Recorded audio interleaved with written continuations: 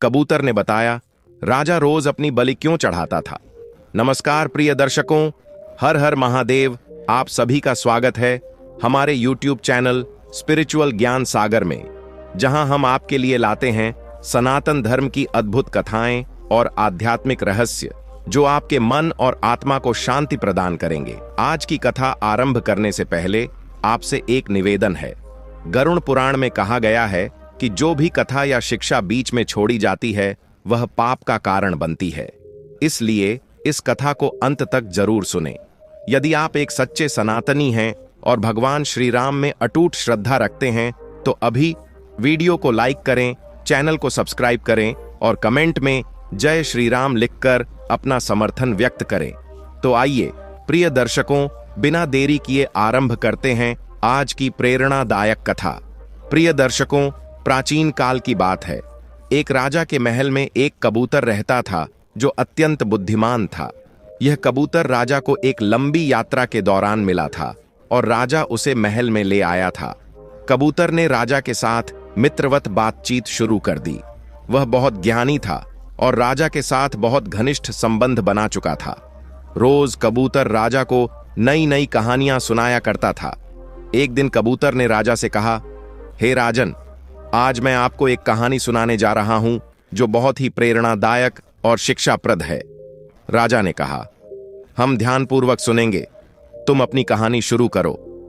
कबूतर ने कहानी शुरू की और कहा, यह कहानी एक ऐसे राजा की है जो प्रतिदिन अपनी बलि दिया करता था। कबूतर की कहानी में एक ब्राह्मण का वर्णन किया गया जो विजयनगर नगर का निवासी था और विदेशों में व्यापार करता था। उसके 7 बेटे थे, जिनमें सबसे छोटा रामचरण था। बड़े बेटे विवाह कर चुके थे, लेकिन रामचरण का विवाह न हो सका क्योंकि उसके पिता का निधन हो गया था। पिता की मृत्यु के बाद व्यापार का सारा जिम्मा 7 भाइयों पर आ गया था। रामचरण को सबसे छोटा होने के कारण वह मां और भाइयों से बहुत स्नेह पाता था। वह हर दिन अपने भाइयों के साथ व्यापार में मदद करता था। एक दिन रामचरण ने देखा कि उसकी भाभियां उसे हमेशा बाएं हाथ से पानी देती हैं, जबकि उसके भाई को दाएं हाथ से। उसने यह सोच लिया कि आज वह अपनी बड़ी भाभी से दाएं हाथ से पानी पिएगा। वह अपनी जगह बदलकर बड़े भाई की जगह खड़ा हो गया। जब बड़ी भाभी ने पानी दिया तो उसने रामचरण को बाएं हाथ से पानी दिया। रामचरण ने उससे पूछा, भाभी, आपने मुझे बाएं हाथ से पानी क्यों दिया, जबकि मैंने दाएं हाथ से पानी पीने की इच्छा व्यक्त की थी। भाभी ने उत्तर दिया, अगर तुम्हें दाएं हाथ से पानी पीना है तो तुम्हें अपनी पत्नी लानी होगी। यह शब्द रामचरण के दिल पर गहरे प्रभाव डाल गए। उसने गुस्से में आकर बगैर पानी पिए महल छोड़ दिया और संकल्प लिया कि जब तक उसे कोई दाएं हाथ से पानी देने वाली नहीं मिलेगी वह वापस नहीं लौटेगा। रामचरण इस सोच के साथ नगर छोड़कर दूर शेरगढ़ राज्य चला गया। वहां उसने सुना कि उस राज्य का राजा अपनी बेटी की बीमारी से परेशान था, क्योंकि उसकी बेटी एक गंभीर रोग से पीड़ित थी। राजा ने घोषणा की थी कि जो कोई भी उसकी बेटी को ठीक करेगा उसे वह अपनी बेटी से विवाह देगा और आधा राज्य भी सौंपेगा। रामचरण इस सूचना को सुनकर राजा के महल में पहुंचा, जहां उसने देखा कि कई वैद्य और हकीम राजकुमारी को ठीक करने के लिए प्रयासरत थे, लेकिन कोई भी सफल नहीं हो पा रहा था। रामचरण ने वहां खड़े होकर उन सभी वैद्यों की गतिविधियों पर ध्यान देना शुरू किया। जैसे हर दिन होता था, वैद्य शाम को निराश होकर अपने अपने घर लौटने लगे। इस पर रामचरण ने राजा के मंत्री से कहा, महोदय, सभी ने अपनी पूरी कोशिश की है, अब कृपया मुझे राजकुमारी का इलाज करने की अनुमति दें। मंत्री ने रामचरण का प्रस्ताव राजा के सामने प्रस्तुत किया और राजा ने कहा, ठीक है, उसे बुलाया जाए। रामचरण को बुलाए जाने पर राजा ने पूछा, रामचरण, मेरी बेटी का इलाज करने के लिए तुम्हें क्या करना होगा, क्या उपाय है? रामचरण ने उत्तर दिया, महाराज, मुझे आपकी बेटी चंद्रिका के साथ एकांत में रात बिताने की अनुमति चाहिए ताकि मैं बीमारी के कारण का पता लगा सकूं। राजा ने उसकी बात मान ली और उस रात रामचरण को चंद्रिका के कक्ष में अकेले रहने दिया। रामचरण राजकुमारी से थोड़ी दूरी पर बैठकर उसकी निगरानी करने लगा। जैसे ही रात के 12 बजे राजकुमारी की अचेत अवस्था में मुंह से एक नागिन बाहर निकली और महल के बगीचे से होते हुए जंगल की ओर चली गई। नागिन के जाने के बाद रामचरण ने चंद्रिका को जगाया और उसकी स्थिति के बारे में पूछा। चंद्रिका ने खुद को स्वस्थ बताया। फिर रामचरण ने उसे फिर से सोने के लिए कहा और वह अपनी जगह पर वापस बैठ गया। सुबह लगभग 4 बजे वही नागिन वापस आई और चंद्रिका के मुंह से होकर उसके पेट में चली गई। रामचरण यह सब देख रहा था। सुबह होने पर राजा और मंत्री रामचरण के पास पहुंचे और रामचरण से पूछा, क्या तुम किसी निष्कर्ष पर पहुंचे हो? रामचरण ने कहा, महाराज, मैं निष्कर्ष पर तो पहुंच गया हूं, लेकिन राजकुमारी के इलाज के लिए मुझे 1 रात और चाहिए और कुछ सामान भी चाहिए। राजा ने खुशी जताते हुए कहा, ठीक है रामचरण, जो भी तुम्हें चाहिए वह सब तुरंत दे दिया जाए। मंत्री ने सिर झुकाकर कहा, ठीक है महाराज। और फिर मंत्री ने रामचरण से सामान के बारे में पूछा। रामचरण ने कहा, मुझे एक बांस चाहिए जो 10 फुट लंबा, मोटा और अंदर से साफ किया गया हो। उसका एक सिरा खुला हुआ और दूसरा बंद होना चाहिए, ताकि जरूरत पड़ने पर उसे बंद किया जा सके। साथ ही मुझे एकांत समय चाहिए। मंत्री ने जल्द ही सभी सामान तैयार करवाकर रामचरण को दे दिया। शाम होते ही रामचरण ने वही प्रक्रिया दोहराई और जैसे ही रात के 12 बजे नागिन फिर से राजकुमारी के मुंह से निकली, रामचरण ने उस बांस को मुंह से लगा दिया और नागिन को बांस में बंद कर दिया। फिर उसने बांस को एक कोने में रख दिया और आराम से सो गया। सुबह राजा और मंत्री रामचरण के पास पहुंचे। रामचरण ने कहा, महाराज, अब आप अपने सैनिकों को आदेश दें कि वे इस बांस को काटकर अंदर बंद नागिन को खत्म कर दें। राजा ने सैनिकों को आदेश दिया और वे बांस को लेकर गए और उसे पत्थरों से कुचल दिया, जिससे नागिन मर गई। फिर रामचरण ने राजा से कहा, अब आप अपनी बेटी को जगाएं और उसके स्वास्थ्य के बारे में पूछें। जब राजकुमारी जागी तो वह पहले की तरह स्वस्थ और खुशहाल नजर आई। राजा ने खुशी से उसे गले लगा लिया और रामचरण को अपनी बेटी से विवाह करने का वादा किया। राजा ने रामचरण को आधा राज्य सौंप दिया और उसे शाही दरबार में एक उच्च स्थान दिया। कुछ समय बाद रामचरण अपने ससुराल से अपना राज्य वापस लौटा और विजयनगर नगर में अपनी पत्नी चंद्रिका के साथ खुशी खुशी रहने लगा। नगर में हर साल एक मेला लगता था, जिसमें एक शक्तिशाली दानव वर्गासुर आता था। वह हर साल मेला में एक लड़की को अपहरण कर उसे अपनी जटाओं में जकड़ लेता था। इस बार रामचरण की 6 भाभियां और चंद्रिका भी मेला देखने गईं। मेले में वर्गास नामक दानव ने घूमते हुए चंद्रिका पर ध्यान दिया और वह उसे आकर्षित हो गया। दानव ने अपनी मायावी शक्ति से चंद्रिका को मक्खी बना लिया और अपनी जटाओं में लपेटकर अपने असुर गुफा की ओर चल पड़ा। वहां पहुंचकर उसने चंद्रिका को गुफा में बंद कर दिया और उसे 7 तालों से ढक दिया। इसी बीच रामचरण की सभी भाभियां चंद्रिका को मेले में चारों ओर ढूंढ रही थीं, लेकिन उनकी कोई खोज पूरी नहीं हुई। जब उन्हें चंद्रिका नहीं मिली तो वे मायूस होकर मेले से खाली हाथ लौट आईं। घर लौटने पर रामचरण ने अपनी भाभियों से चंद्रिका के बारे में पूछा। तब भाभियों ने उसे पूरी घटना बता दी। रामचरण अपनी पत्नी से बेहद प्रेम करता था, इसलिए उसने तय किया कि वह अगली सुबह चंद्रिका की तलाश में निकलेगा। वह दिन चढ़ने से पहले रामचरण ने अपने अस्त्र शस्त्र उठाए और एक तीर आंगन में बनी दीवार में गाड़ दिया। फिर उसने अपने परिवार से कहा, जिस दिन यह तीर गिर जाए समझ लेना कि मैं अब इस दुनिया में नहीं हूं। यह कहकर वह चंद्रिका की खोज में निकल पड़ा। चलते चलते वह एक जंगल में एक साध्वी की कुटिया तक पहुंचा। उसने साध्वी को प्रणाम किया और साध्वी ने देखा कि वह थका हुआ है। उसने रामचरण से पूछा, बच्चे, तुम बहुत थके हुए दिखाई दे रहे हो, क्या काम लेकर आए हो? रामचरण ने अपना दुख साध्वी को बताया और तब साध्वी ने कहा, बेटा, मेरी कुटिया के पीछे 2 पात्र रखे हैं। एक में पीने का पानी और दूसरे में नहाने का पानी है। पहले अपनी प्यास बुझाओ और थकान दूर करो। जब रामचरण उन पात्रों के पास पहुंचा तो उसने देखा कि उनमें बहुत थोड़ा पानी था। उसने सोचा, इतने कम पानी में हाथ कैसे धो सकता हूं? यह तो मुझे भी नहीं मिलेगा। लेकिन फिर भी उसने प्रयास किया और पानी निकाला। उसने देखा कि पात्र में जितना पानी था उतना ही बना रहा। फिर उसने नहाने के लिए पानी लिया और हैरान होकर पाया कि पात्र में पानी जस का तस भर रहा। रामचरण को यह देखकर बहुत आश्चर्य हुआ और वह साध्वी के पास वापस लौट आया। साध्वी ने उससे पूछा, बेटा, अब क्या तुम तरोताजा महसूस कर रहे हो? रामचरण ने कहा, जी हां मां। तब साध्वी ने कहा, अब जाओ, मेरे धूने में रखा अंगा निकालो, जितना खा सको खा लेना और जो बच जाए वापस गाड़ देना। रामचरण धूने की ओर बढ़ा और वहां रखा अंगा देखा जो केवल आधी रोटी के बराबर था। रामचरण ने सोचा, इतनी कम मात्रा में तो मेरी भूख नहीं मिटेगी, इसलिए उसने अंगा के 2 टुकड़े किए, एक खाया और दूसरा वापस गाड़ दिया। लेकिन वह देखता है कि अंगा उतना ही बना रहता है। वह बहुत हैरान हुआ और सोचा, यह पानी और अंगा कुछ खास है, यह कैसे संभव हो सकता है? रामचरण ने साध्वी से पूछा, क्या आप मुझे मेरी पत्नी के बारे में कुछ जानकारी दे सकती हैं? साध्वी ने कहा, तेरी पत्नी को दानव वर्गासुर ने असुरपुर ले जाकर बंदी बना लिया है।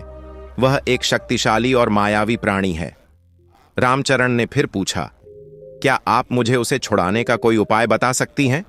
साध्वी ने कहा, बेटा, मुझे इस बारे में अधिक जानकारी नहीं है, लेकिन तुम मेरी गुरु मां के पास जाकर उनसे मार्गदर्शन प्राप्त कर सकते हो। रामचरण ने साध्वी से गुरु मां का रास्ता पूछा और वह रास्ते पर चल पड़ा, यह सोचते हुए कि उसे अपने मिशन को पूरा करने के लिए गुरु मां से मदद मिल सकती है।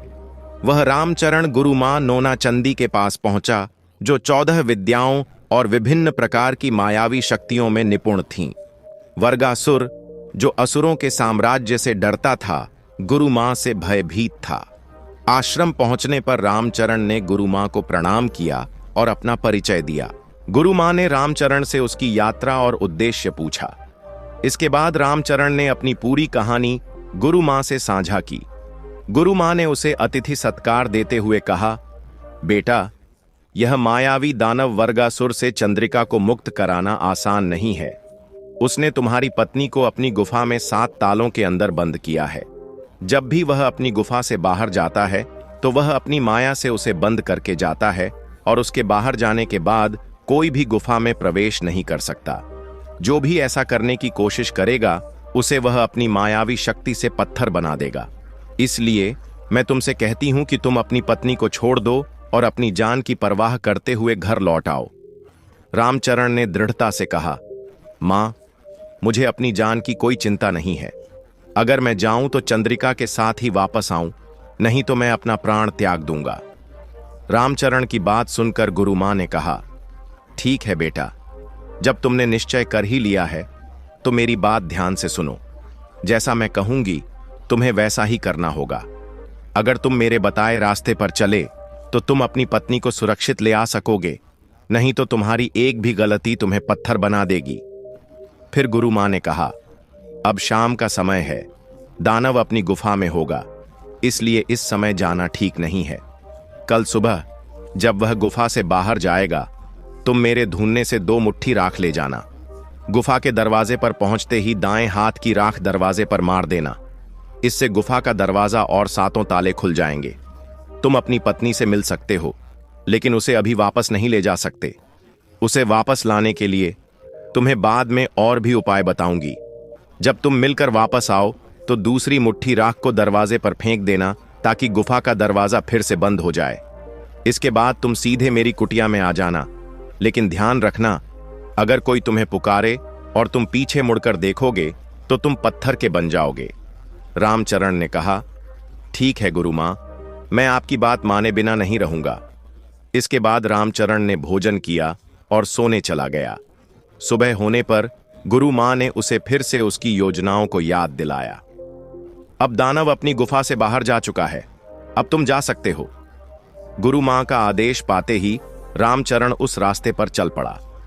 गुफा के दरवाजे पर पहुंचकर रामचरण ने दाएं हाथ की राख दरवाजे पर मारी, जिससे दरवाजा और 7 ताले खुल गए। वह गुफा के भीतर गया और 7वें कक्ष में अपनी पत्नी को बंदी पाया। चंद्रिका ने रामचरण को देखा और तुरंत रोने लगी। हे नाथ, आप मुझे यहां से ले चलो। रामचरण ने कहा, चिंता मत करो, अब मैं आ गया हूं, हम बहुत जल्द यहां से बाहर जाएंगे। लेकिन रामचरण ने उसे बताया कि अभी उसे और समय रुकना पड़ेगा, जिस पर चंद्रिका संतुष्ट हो गई।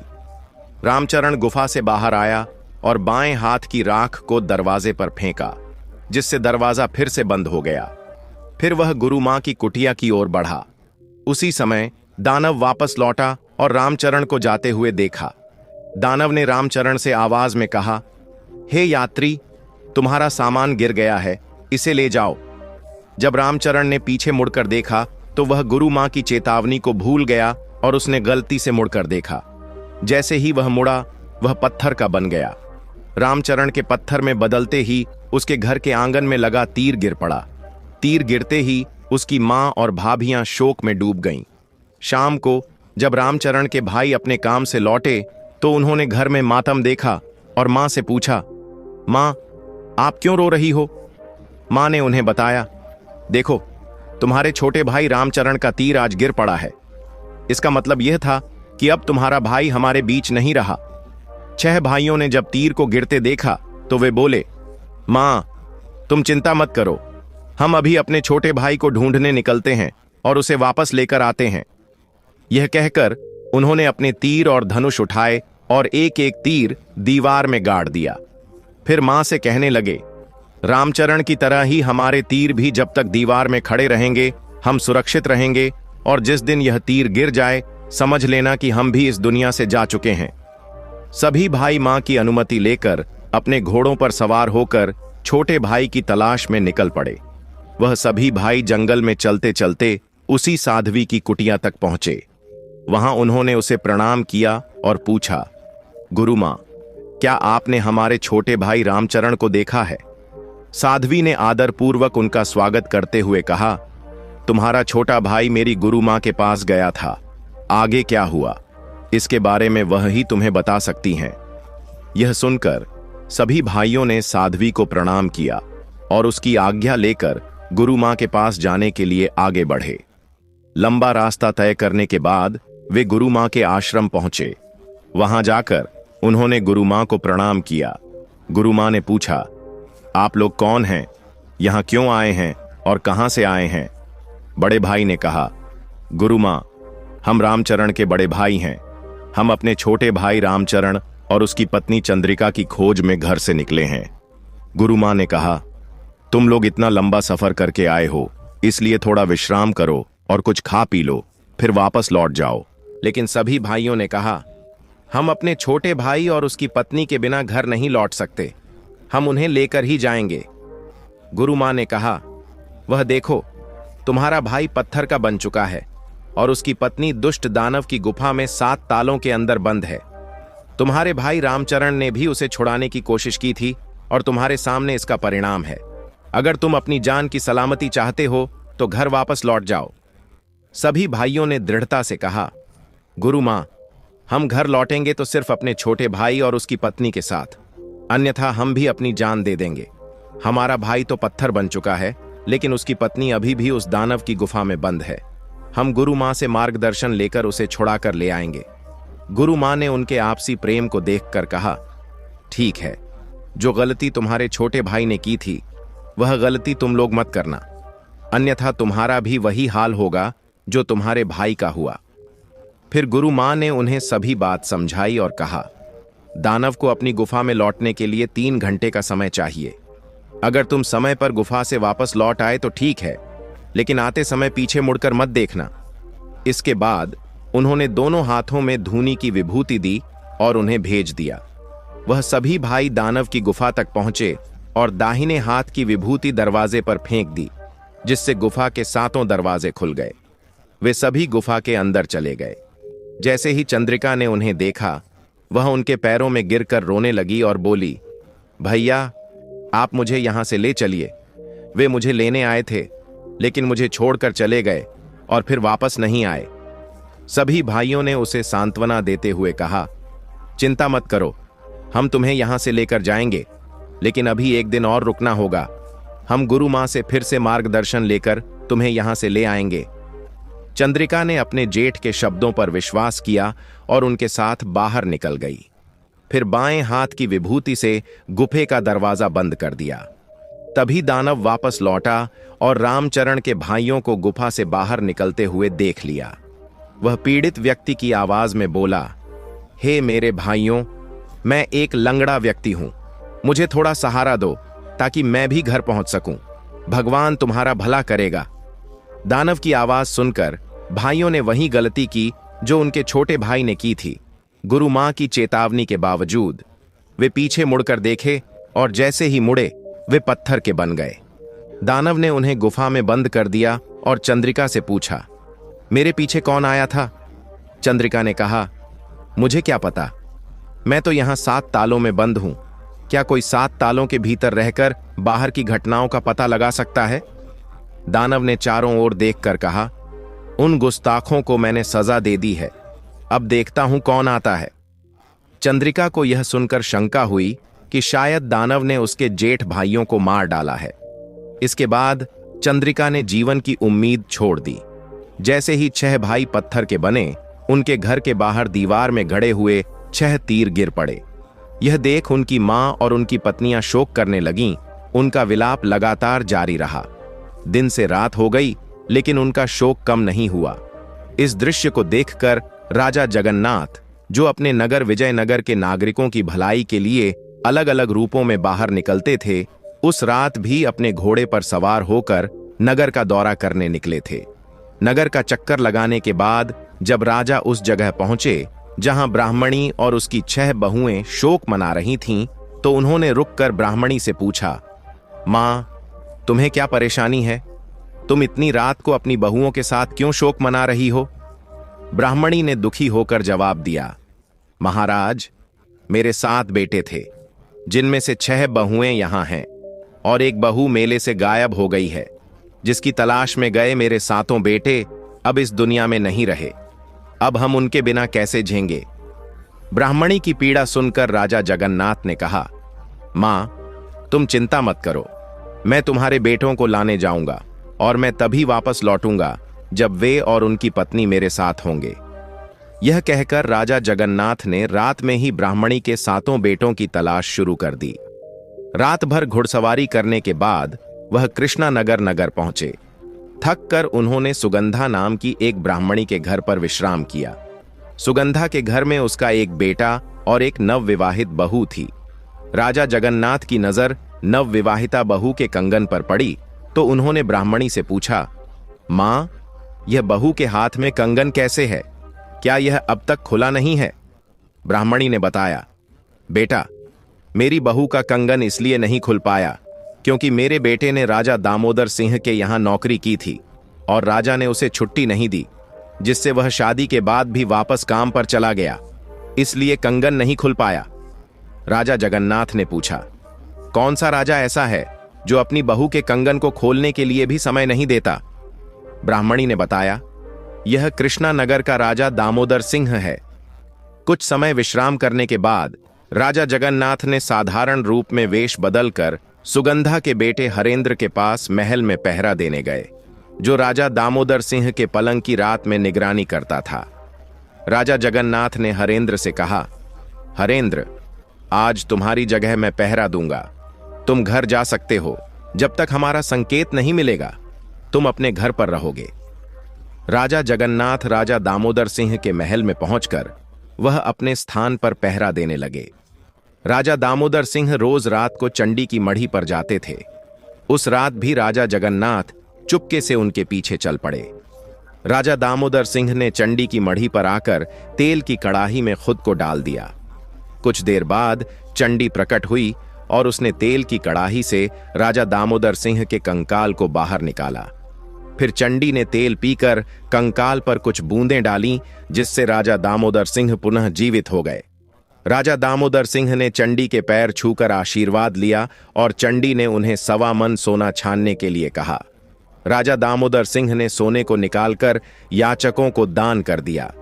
राजा जगन्नाथ ने छुपकर यह सब देखा और सोचने लगे, राजा दामोदर सिंह का त्याग बहुत महान है, जो अपनी प्रजा के लिए हर रोज अपनी जान की बलि देता है, लेकिन मैं उसे इस पीड़ा से मुक्ति दिलाऊंगा। राजा जगन्नाथ ने मन में ठान लिया कि वह राजा दामोदर सिंह को रोज इस कष्ट से बचाकर ही रहेंगे। जब राजा दामोदर सिंह सोने के साथ महल लौटे तो राजा जगन्नाथ ने छुपकर महल में पहरा दिया। अगले दिन राजा दामोदर सिंह ने सोने को याचकों में बांट दिया। राजा दामोदर सिंह के त्याग और बलिदान को देखकर राजा जगन्नाथ बहुत प्रभावित हुए। फिर वह शाम का इंतजार करने लगे। राजा दामोदर सिंह दिन के समय में अपने राजकाज के काम निपटा लेते थे और रात को जल्दी सोने के आदी थे। उस दिन भी राजा जगन्नाथ राजा दामोदर सिंह के पलंग की निगरानी करने लगे। राजा जगन्नाथ के पास 16 विद्याओं का ज्ञान था और इन विद्याओं के कारण वह रात के 12 बजे से पहले ही अपने 2 वीरों को राजा दामोदर सिंह की नींद में खलल डालने के लिए लगा देते थे, ताकि दामोदर सिंह गहरी नींद में सोते रहें।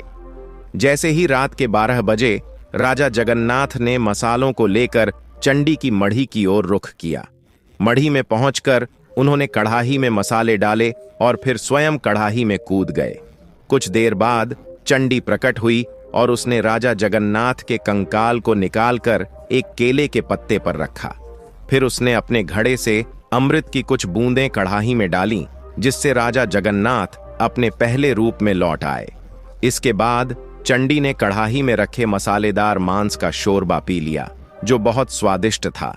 चंडी खुश होकर बोली, आज तुमने मुझे खुशी दी है, 3 वर मांग लो, जो भी तुम चाहोगे वह मिलेगा। राजा जगन्नाथ ने कहा, हे देवी, अगर आप मुझ पर प्रसन्न हो तो मुझे वचन दीजिए कि जो भी मैं आपसे मांगू वह मुझे मिलेगा। चंडी ने कहा, हाँ, मैंने वचन दिया है, तुम जो चाहो मांग लो। राजा जगन्नाथ ने कहा, हे देवी, पहले वरदान में आप मुझे यह सोने वाला आसन दें, दूसरे वरदान में आप मुझे अमृत के घड़े को दें और तीसरे वरदान में आप यहां से कहीं दूर चली जाइए। चंडी ने कहा, तुमने मुझसे सब कुछ मांग लिया, मुझे बेघर कर दिया। राजा जगन्नाथ ने कहा, तुमने मुझे वचन दिया है, अब तुम्हें इसे निभाना होगा। चंडी ने कहा, ठीक है, मैं अपना वचन निभाऊंगी। फिर उसने राजा जगन्नाथ को सिंहासन और अमृत का कलश दिया और वहां से चली गई। राजा जगन्नाथ ने आसन और अमृत का घड़ा लेकर दामोदर सिंह के पास लौटकर उनकी सुरक्षा में तैनात हो गए। वह सुबह का इंतजार करने लगे। सुबह होते ही उन्होंने वीरों को हटा दिया और राजा दामोदर सिंह की नींद खुली। दामोदर सिंह ने अपने चारों ओर सूरज का उजाला देखा और चौंक गए। याचकों की भीड़ देखकर वह क्रोधित हुए और सोचने लगे, आज रात मेरी नींद क्यों नहीं खुली, मैं इन याचकों को क्या दूं। सोचते हुए वह अपनी जान समाप्त करने के विचार से अपने विश्राम कक्ष में गए और कटार खींचने ही वाले थे। तभी राजा जगन्नाथ उनके कक्ष में पहुंचे और उनका हाथ पकड़कर कटार छीन लिया। राजा जगन्नाथ ने कहा, हे राजन, आप क्या कर रहे थे? इस नगर को नहीं, पूरी दुनिया को आपकी जरूरत है। आपको जीना होगा और अपनी प्रजा की मदद करनी होगी। राजा दामोदर सिंह ने कहा, यह कैसे संभव होगा? तब राजा जगन्नाथ मुस्कुराते हुए चंडी वाले आसन को निकाला और कहा, यह लो, तुम्हारी समस्या का समाधान हो गया। राजा दामोदर सिंह ने आसन को देखा और कहा, महोदय, आप कौन हैं? आप सैनिक नहीं लगते, मुझे आपका परिचय चाहिए। राजा जगन्नाथ ने अपना परिचय देते हुए राजा दामोदर सिंह को सब कुछ बताया। राजा दामोदर सिंह ने जगन्नाथ के नाम को सुना और उनके पैरों में गिर पड़े। उन्होंने कहा, महाराज, मुझे माफ कर दीजिए, मैं अनजाने में आपके साथ गलत कर बैठा। राजा जगन्नाथ ने चंडी का चमत्कारी आसन देते हुए कहा, अब तुम्हें रोज आहुति नहीं देनी पड़ेगी, रोज सुबह 1.25 मन सोना मिलेगा, जिससे तुम अपनी रियासत का अच्छे से ख्याल रख सकोगे और ब्राह्मणी के बेटे हरेंद्र को दास बंधन से मुक्त करके तनख्वाह मिलती रहेगी। राजा दामोदर सिंह ने कहा, राजन, ऐसा ही होगा। फिर राजा जगन्नाथ ने चंडी से मिले अमृत के घड़े को साथ लिया और अनुमति लेकर राजा दामोदर सिंह से विदा हो गए। वह घोड़े पर सवार होकर आगे बढ़े और जंगल में पहली साध्वी के पास पहुंचे। वहां आश्रम में जाकर उन्होंने साध्वी को प्रणाम किया। इसके बाद साध्वी ने राजा जगन्नाथ से उनका परिचय और यहां आने का कारण पूछा। राजा जगन्नाथ ने उत्तर दिया, मां, मैं राजा जगन्नाथ परमार्थ कार्य के लिए निकला हूं। क्या आप मुझे ब्राह्मणी के बेटों के बारे में कुछ बता सकती हैं? साध्वी ने कहा, बेटा, मैं ज्यादा नहीं जानती। वे 7 भाई मेरे पास जरूर आए थे, लेकिन इसके बाद वे मेरी गुरु मां से मिलने उनके आश्रम की ओर गए थे। उनके बारे में अधिक जानकारी आपको मेरी गुरु मां से ही मिल सकती है। राजा जगन्नाथ ने कहा, ठीक है मां, तो मैं गुरु मां के आश्रम की ओर चलता हूं। साध्वी की अनुमति लेकर राजा जगन्नाथ लंबा सफर तय करते हुए गुरु मां के आश्रम पहुंचे। वहां पहुंचकर उन्होंने गुरु मां के चरणों में दंडवत प्रणाम किया। गुरु मां ने राजा जगन्नाथ से उनका परिचय और आने का कारण पूछा। राजा जगन्नाथ ने कहा, मां, मैं जगन्नाथ परमार्थ कार्य के लिए ब्राह्मणी के 7 बेटों की खोज में निकला हूं। 7 बेटों का नाम सुनते ही गुरु मां ने कहा, बेटा, वे 7 भाई तो पत्थर के हो चुके हैं, तुम क्यों पत्थर का होना चाहते हो? वे कुछ नहीं कर पाए तो तुम क्या कर पाओगे? इसलिए बेटा, तुम अपनी जान की चिंता करो और यहां से लौट जाओ। राजा जगन्नाथ ने कहा, मां, मैं एक दुखी मां को उसके बेटों के बारे में खबर देने का वचन देकर आया हूं। मैं उन्हें साथ लाए बिना यहां से नहीं जाऊंगा, चाहे मुझे अपनी जान क्यों ना गंवानी पड़े। गुरु मां ने कहा, ठीक है बेटा, जैसी तुम्हारी इच्छा है, लेकिन जो गलतियां उन भाइयों ने की थीं वे तुम मत करना, अन्यथा उनका परिणाम तुम्हारा भी हो सकता है। जैसा मैं कहूं तुम वैसा ही करना। राजा जगन्नाथ ने कहा, ठीक है मां, जैसा आप कहेंगी मैं वैसा ही करूंगा। गुरु मां ने कहा, तुम ध्यान से सुनो, यह समय दानव वर्गासुर की गुफा में जाने का नहीं है। इसके लिए तुम मेरे पास रहकर कल सुबह तक इंतजार करो। राजा जगन्नाथ ने कहा, ठीक है मां, मैं तैयार हूं।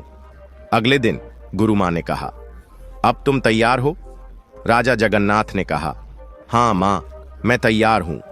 गुरु मां ने कहा, तुम मेरे धुने से दोनों मुट्ठी राख भर लो और दानव की गुफा पर जाओ। वहां दाएं हाथ की मुट्ठी की राख दरवाजे पर फेंक दो, जिससे गुफा के सभी दरवाजे खुल जाएंगे और तुम अंदर जा सकोगे। जब तुम चंद्रिका से मिलकर बाहर निकलो तो बाएं हाथ की राख दरवाजे पर फेंक देना, जिससे दरवाजा फिर से बंद हो जाएगा। फिर तुम सीधा मेरे आश्रम में लौट आना। अगर कोई पीछे से आवाज दे तो मुड़कर मत देखना, नहीं तो तुम भी पत्थर के बन जाओगे। राजा जगन्नाथ ने कहा, ठीक है मां, जैसा आप कहें वैसा ही करूंगा। फिर उन्होंने गुरु मां के धुने से राख भरकर दानव की गुफा पर पहुंचे। गुफे के दरवाजे पर दाएं हाथ की राख फेंकने से सभी दरवाजे खुल गए। राजा जगन्नाथ चंद्रिका से मिले और कहा, बेटी, आज यह दानव तुम्हारे पास लौटे तो उससे उसके अंत के बारे में पूछना। मैं कल फिर आऊंगा। राजा जगन्नाथ गुफा से बाहर निकलकर बाएं हाथ की राख फेंकते हुए दरवाजा बंद कर दिया और गुरु मां की कुटिया की ओर बढ़ने लगे। दानव वर्गासुर ने उन्हें देखा और उनका पीछा करने लगा। आवाज देकर उन्हें पीछे मुड़कर देखने के लिए मजबूर करने की कोशिश की, लेकिन राजा जगन्नाथ उसकी कोई बात नहीं माने और गुरु मां की कुटिया में प्रवेश कर गए। वर्गासुर कुटिया के पास पहुंचकर गुरु मां से कहा, मेरी कुटिया में कोई चोर है। गुरु मां ने जवाब दिया, चोर? तुम क्या बकवास कर रहे हो? अगर तुम यहां से नहीं गए तो मैं तुम्हें भस्म कर दूंगी। यह सुनकर दानव वहां से लौट गया। गुरु मां ने राजा जगन्नाथ से कहा, यह वर्गासुर महादानव है। अब तुम्हें सोचने का समय है कि इससे कैसे निपटना है। राजा जगन्नाथ ने कहा, मैंने सोच लिया है। गुरु मां ने पूछा, क्या सोचा है? राजा जगन्नाथ ने कहा, मैं कल फिर गुफा में जाऊंगा। गुरु मां ने कहा, गुफा में जाने से क्या होगा? राजा जगन्नाथ ने कहा, आप देखिए मां, मैं क्या करता हूं। अगले दिन दानव के लौटने के बाद राजा जगन्नाथ ने अपनी दोनों मुट्ठी राख से भरकर गुफा पर पहुंचे और दाएं हाथ की राख फेंकी, जिससे गुफे के दरवाजे खुल गए। अंदर जाकर उन्होंने चंद्रिका से कहा, बेटी, आज अगर यह दानव तुम्हारे पास लौटे तो उससे उसके काल के बारे में पूछना। मैं कल फिर आऊंगा।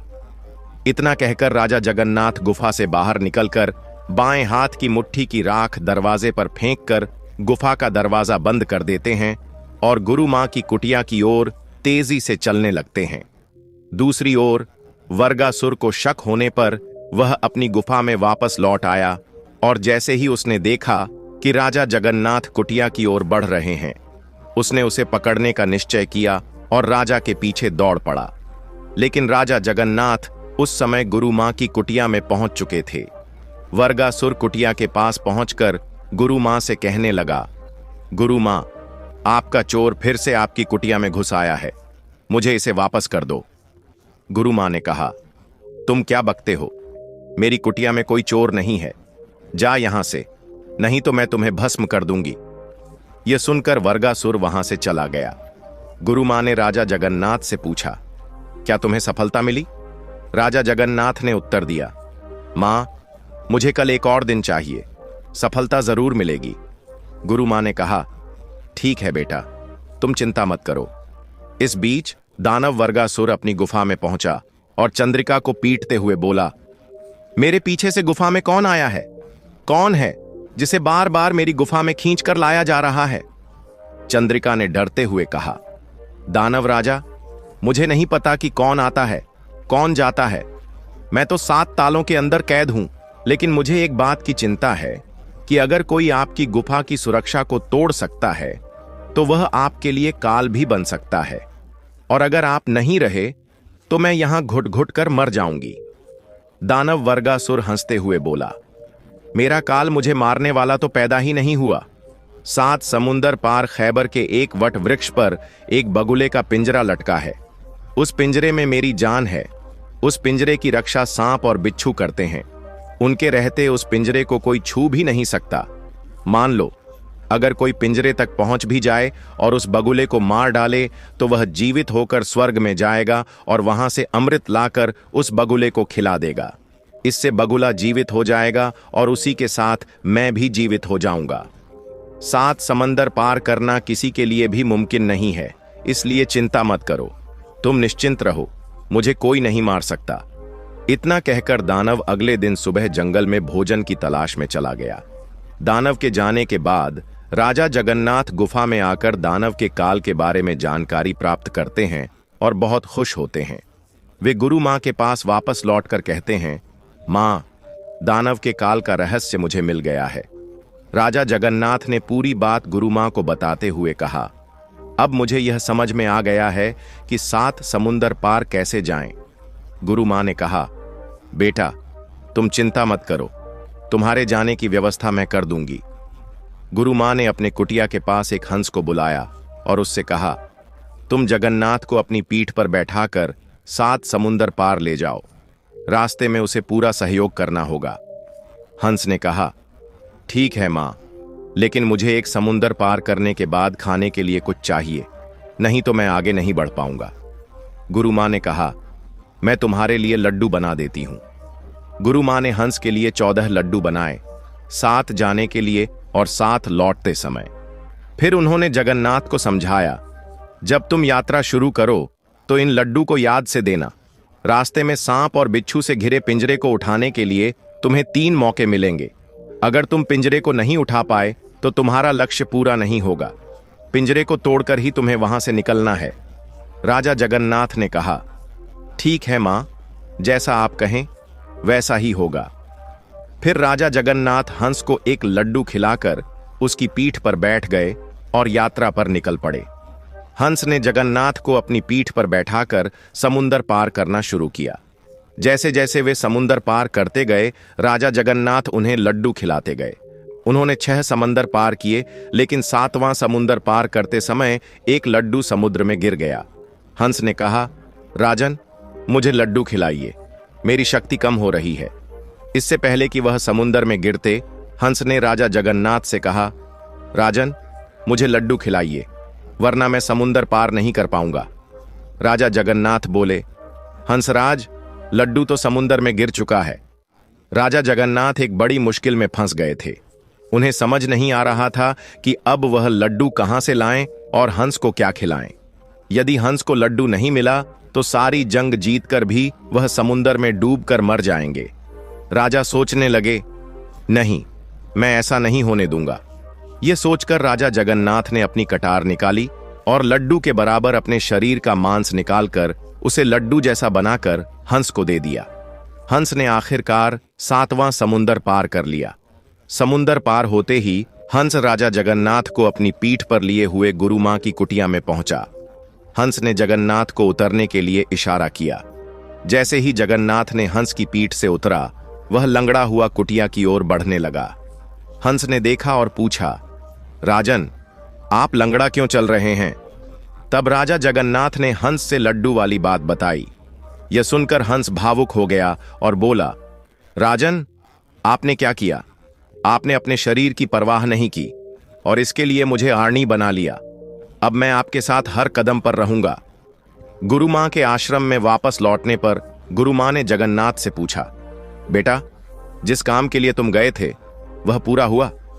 राजा जगन्नाथ ने बगुले के पिंजरे को दिखाते हुए कहा, मां, यह देखो, यही है वह बगुले का पिंजरा। गुरु मां, अब आप बताइए कि इसका क्या करना है? गुरु मां ने देखा और कहा, बेटा, यह बगुला नहीं, उस दानव की जान है। उसकी मौत ही दानव की मौत है। राजा जगन्नाथ ने बगुले के एक पंख को तोड़ दिया। जैसे ही पंख टूटा, दानव की एक बाजू टूट गई। दानव ने यह महसूस करते हुए दौड़ना शुरू किया, लेकिन अपने ऊपर आने वाले खतरे को भांपते हुए वह वहां से भाग खड़ा हुआ। इसके बाद राजा जगन्नाथ ने बगले का दूसरा पंख तोड़ दिया, जिससे दानव की दूसरी बाजू भी टूट गई। दोनों बाजू टूट जाने के बाद दानव कुटिया की तरफ लंगड़ा कर बढ़ने लगा। गुरु मां ने देखा और कहा, बेटा, वह दानव अब तुम्हारी तरफ बढ़ रहा है, उसे रोकना जरूरी है। राजा जगन्नाथ ने बगले के एक पैर को तोड़ा, जिससे दानव की एक टांग टूट गई और वह लंगड़ाकर आगे बढ़ने लगा। फिर राजा जगन्नाथ ने बगले की दूसरी टांग तोड़ी, जिससे दानव का दूसरा पैर भी टूट गया और वह गिर पड़ा। लेकिन फिर भी वह लुढ़कते हुए जगन्नाथ की ओर बढ़ रहा था। गुरु मां ने कहा, बेटा, यह दानव अभी भी तुम्हारे पास बढ़ रहा है। जब तक यह मर नहीं जाता, यह तुम्हारे लिए खतरा रहेगा। इसे खत्म करो। गुरु मां के आदेश पर राजा जगन्नाथ ने बगले की गर्दन मरोड़ दी, जिससे वह बगला मर गया। बगले के मरने के साथ ही दानव वर्गासुर भी मर गया। बगले के मरने के बाद बगला का जीव निकलकर भंवरा बन गया और स्वर्ग की ओर उड़ चला। वहां से वह अमृत की कुछ बूंदें लेकर लौटा। हंस ने भंवरे को देखा और जैसे ही वह भंवरा बगले की ओर बढ़ा, हंस ने उसे पकड़ लिया और चबाकर खा गया। दानव का अंत हो गया और उसका साम्राज्य भी समाप्त हो गया। उसकी गुफा के सभी दरवाजे अपने आप खुलने लगे। गुरु मां से आशीर्वाद लेकर राजा जगन्नाथ गुफा के अंदर गए और चंद्रिका से कहा, चलो बेटी, अब तुम्हारा वनवास खत्म हो गया। चंद्रिका राजा जगन्नाथ के साथ गुफा से बाहर आई और गुफा के दरवाजे के पास पत्थर के बने पुतले देखकर पूछने लगी, महोदय, यह किसके पुतले हैं? राजा जगन्नाथ ने कहा, बेटी, यह 7 पुतले हैं जो तुम्हारे पति और तुम्हारे जेठ भाइयों के हैं। इन्हें इस दानव ने पत्थर बना दिया था, इसलिए ये तुम्हारे पास वापस नहीं लौट पाए। राजा जगन्नाथ की बात सुनकर चंद्रिका रोने लगी। राजा ने उसे शांत करते हुए कहा, बेटी, यह समय रोने का नहीं है, मुझे थोड़ा सा समय दो। इतना कहकर राजा जगन्नाथ ने अमृत के घड़े से कुछ बूंदें निकालीं और 7 भाइयों पर छिड़क दी। इससे 7 भाई जीवित हो उठे। राजा जगन्नाथ के चरणों में गिरकर 7 भाई बोले, प्रभु, आपने हमें नया जीवन दिया है, आप हमारे भगवान हैं, हम अब आपके संरक्षण में ही चलेंगे। राजा जगन्नाथ ने चंद्रिका और 7 भाइयों के साथ गुरु माता के पास पहुंचकर उनसे विदा लेने की अनुमति मांगी। वह गुरु माता से बोले, गुरु माता, कृपया हमें यहां से खुशी खुशी जाने की अनुमति दें। गुरु माता ने सभी को जाने की इजाजत दी। राजा जगन्नाथ ने सभी को साथ लेकर अपनी राजधानी विजयनगर में उसी ब्राह्मणी के पास पहुंचे, जो अपने बेटों के बिना अंधी हो चुकी थी और दुखों में डूबकर रो रही थी। राजा जगन्नाथ ने कहा, मां, तुम्हारे बेटे और तुम्हारी बहू चंद्रिका हमारे सामने हैं। यह सुनकर वह बूढ़ी ब्राह्मणी गुस्से में आकर बोली, कौन है तू जो एक अंधी और दुखियारी मां से मजाक कर रहा है? क्या मुझे इस दुख के बीच मखौल बनाने के लिए ही भेजा गया है? राजा जगन्नाथ ने शांतिपूर्वक कहा, मां, मैं आपसे मजाक नहीं कर रहा हूं, बल्कि सच में तुम्हारे बेटे और बहू हमारे सामने खड़े हैं। ब्राह्मणी ने कहा, मैं नहीं जानती तुम कौन हो, लेकिन मैं इतना जानती हूं कि जिस दिन मेरे बेटे और बहू मेरे सामने होंगे, उस दिन मेरी अंधी आंखों में फिर से रोशनी आ जाएगी और मेरी आंखों की चमक लौट आएगी। राजा जगन्नाथ ने कहा, ठीक है मां, जब आपका विश्वास इतना मजबूत है तो कृपया प्रभु का नाम लेकर अपनी आंखें खोलिए और देखिए। ब्राह्मणी ने अपनी आंखें बंद कर दीं और प्रभु का नाम लेकर आंखें खोलीं। चमत्कारिक रूप से उसकी आंखों में वही चमक और रोशनी वापस आ गई। फिर उसने अपने बेटों और बहू को देखा। उन्हें देखकर उसकी खुशी का कोई ठिकाना नहीं रहा। वह ब्राह्मणी राजा जगन्नाथ के पैरों में गिर पड़ी और बोली, मैं बूढ़ी मां हूं, लेकिन आज मेरी आंखों ने क्या देखा वह अनमोल है। राजा जगन्नाथ ने उसे उठाकर अपने सीने से लगा लिया और कहा, मां, तुम्हारा स्थान मेरे पैरों में नहीं, बल्कि मेरा स्थान तुम्हारे चरणों में है। मां का स्थान बेटों के पैरों में नहीं, बल्कि बेटों का स्थान मां के चरणों में होता है। ईश्वर का लाख लाख धन्यवाद कि उसने मेरे वचन और आपके विश्वास की लाज रखी। इसके बाद ब्राह्मणी ने अपने 7 बेटों और बहुओं को अपने सीने से लगा लिया और खुशी खुशी अपने परिवार के साथ रहने लगी। वह बूढ़ी ब्राह्मणी राजा जगन्नाथ को बार बार आशीर्वाद देती रही और अपने बेटों और बहुओं के साथ विजयनगर नगरी में सुखपूर्वक जीवन बिताने लगी। तो प्रिय भक्तों, इस कथा के बारे में आपके क्या विचार हैं? कृपया अपनी अनमोल राय हमें कमेंट बॉक्स में जरूर बताएं। हम आशा करते हैं कि यह कथा आपके मन को भा गई होगी और आपको आध्यात्मिक प्रेरणा मिली होगी। अगर यह कथा आपको पसंद आई हो तो कृपया वीडियो को लाइक करें, चैनल स्पिरिचुअल ज्ञान सागर को सब्सक्राइब करें और इस वीडियो को अधिक से अधिक अपने मित्रों और परिवारजनों के साथ शेयर करें, ताकि यह संदेश और ज्ञान सभी तक पहुंचे। साथ ही कमेंट सेक्शन में जय श्री कृष्णा लिखकर अपनी श्रद्धा प्रकट करें। इस वीडियो को अंत तक देखने के लिए आप सभी का दिल से धन्यवाद। जय श्री राम।